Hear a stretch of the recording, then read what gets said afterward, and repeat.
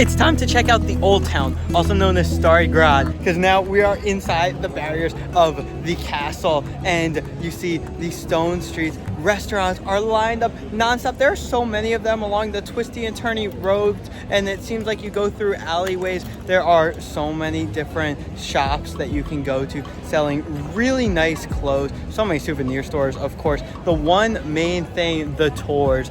Tours. They are everywhere. I turn around and there's one right there, but because I'm here on a cruise day, it was packed, but it makes sense. Look how we're out in a big square right now, and then I go a little bit and we are in this alleyway. This is really what Kotor is known for, the feeling that you are brought back into the medieval times, the Venetian architecture and everything with it. In 1979, it became a UNESCO World Heritage Site thanks to the restoration that happened after the earthquake here, and there's a lot of history.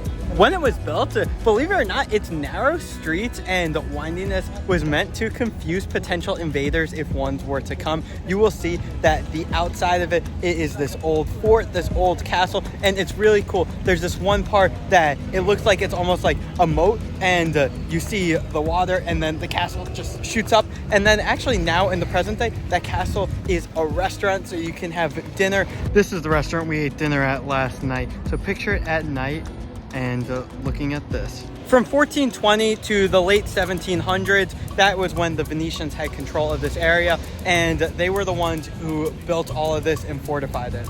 If you take all of the city walls and put them in one straight line, it comes out to be over 2.5 miles, nearly 4.8 kilometers. Inside, you can find churches and homes which date back to the 12th century, which is crazy. Of course, it's not the exact same ones, right? I mean, things have been torn apart and rebuilt, but you know what I mean with that. Inside, there's St. Tryphon's Cathedral, and that has a Baroque style architecture. And in addition to the Venetian architecture, there are multiple other cultures that kind of come and have the blend. But yeah, overall though, it's mostly Venetian. It's really cool. It feels really old. You know, that's about the history of Stari Grad. You see I'm outside it right now, and there's the entranceway, and you see the outside of the old castle. Walking alongside the outside part of it, you have a lot of different vendors, mainly selling different foods, ice cream, churros, sandwiches, cevapi. Yeah, literally from all different cultures, but it's really nice and it's really fun to walk through.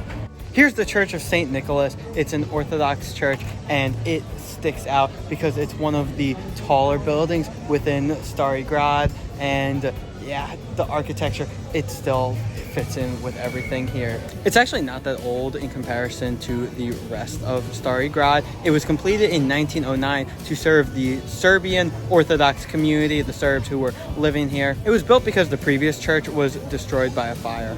Church of St. Nicholas.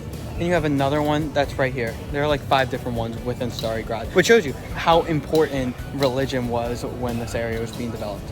A lot of the alleyways cut right between stone buildings, so we have one here and then one right there, and you see the shops lined up, but right above are apartments, but a lot of these now are turned into Airbnbs.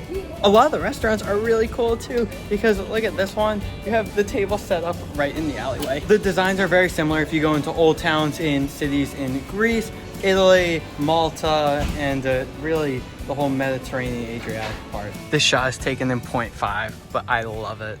There's some columns, pediments, and even though that the roads are kind of twisty and things are not in like a grid pattern, there is still a sense of symmetry. Venetian architecture is pretty cool because it's a combination of Renaissance and Byzantine, and a little bit of Gothic too. You have a lot of arched windows, doors, mosaics. Just the way that the buildings, everything is made out of stones as well. Even things that are built recently to keep with the old vibe, it's built with just the regular stones, the rather dull colors. But there are a lot of spots where they add bright colors, like this clip with the umbrellas above.